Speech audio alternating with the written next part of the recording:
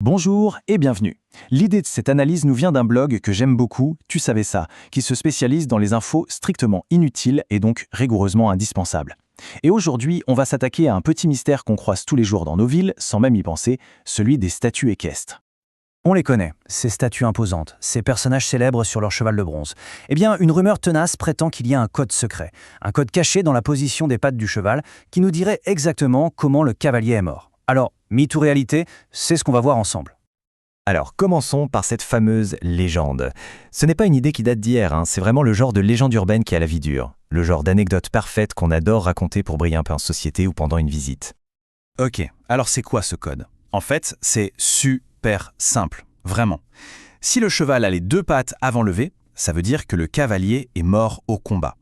Si une seule patte est en l'air, il a été blessé au combat et il est mort plus tard de ses blessures. Et enfin, si le cheval a les quatre pattes bien au sol, c'est que le cavalier est mort de cause naturelle. Facile, non? Logique et super simple à mémoriser. Franchement, c'est une explication qui a tout pour plaire. C'est clair, c'est net, c'est presque trop beau pour être vrai. On a envie que ce soit ça la solution. Mais, comme souvent avec les histoires un peu trop parfaites, la question c'est est-ce que ça tient la route face à la réalité? Bon, le suspense est terminé. La réponse des experts, des historiens de l'art, elle est sans équivoque. C'est non. Ce code, c'est en fait un mythe. Une jolie histoire, oui, mais une histoire qui ne résiste pas à l'examen. Dès qu'on commence à vérifier, on trouve beaucoup trop d'exceptions. Allez, prenons un exemple, un cas d'école. La statue du président américain Andrew Jackson, à Washington. Son cheval est là, magnifique, cabré sur ses deux pattes arrière. Donc si on suit le code, il est mort au combat. Eh bien pas du tout. Il est mort tranquillement de cause naturelle bien après la fin de sa carrière militaire. Ça commence mal pour notre code secret. Et si ça ne suffit pas, prenons un autre exemple. Très connu chez nous, Jeanne d'Arc. Sur beaucoup de ses statues, son cheval a une patte levée. Selon la légende, elle serait donc morte des suites de ses blessures, mais on sait que son histoire est bien plus terrible. Elle a été brûlée vive. Donc là encore, le code est complètement à côté de la plaque. Le fin mot de l'histoire, et tous les spécialistes sont d'accord là-dessus, c'est qu'il n'y a tout simplement jamais eu de règles. Pas de convention officielle, pas de manuel secret pour les sculpteurs, rien de tout ça. Chaque artiste faisait ses propres choix. D'accord, donc si ce n'est pas un code secret, alors pourquoi ces poses différentes? Qu'est-ce qui se passait vraiment dans la tête des artistes? C'est là que ça devient intéressant, parce que la réalité est bien plus riche que cette petite histoire de code.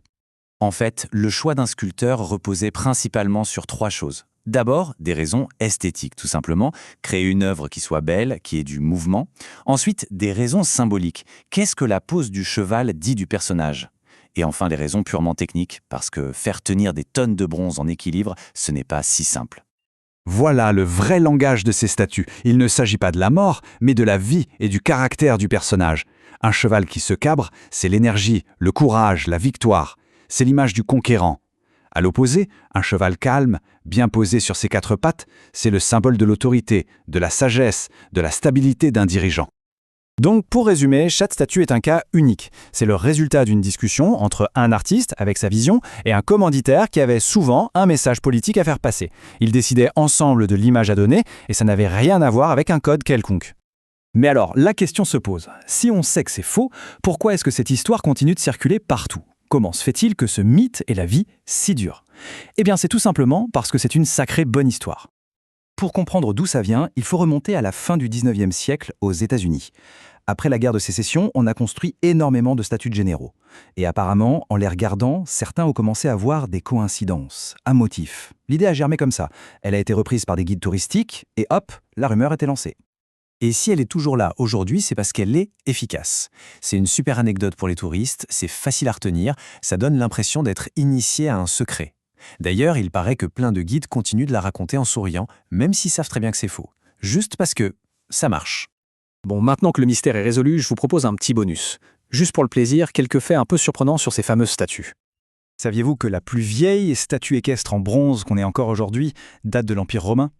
C'est celle de l'empereur Marc Aurèle du IIe siècle. Et si elle est encore là, c'est presque un miracle.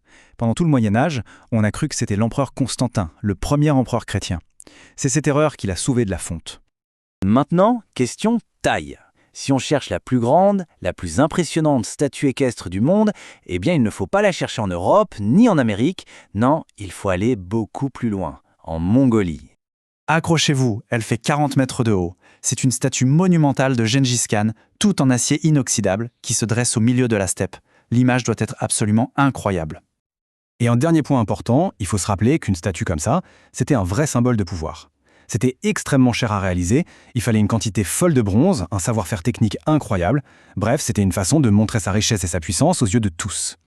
Finalement, cette histoire de code secret nous montre une chose. On adore les belles histoires, les explications simples et élégantes. Et ça nous laisse sur une question un peu philosophique, non? Est-ce que parfois une bonne histoire, même si on sait qu'elle est fausse, n'a pas plus de valeur à nos yeux que la vérité un peu plus compliquée? C'est une question à méditer la prochaine fois que vous croiserez une de ces statues.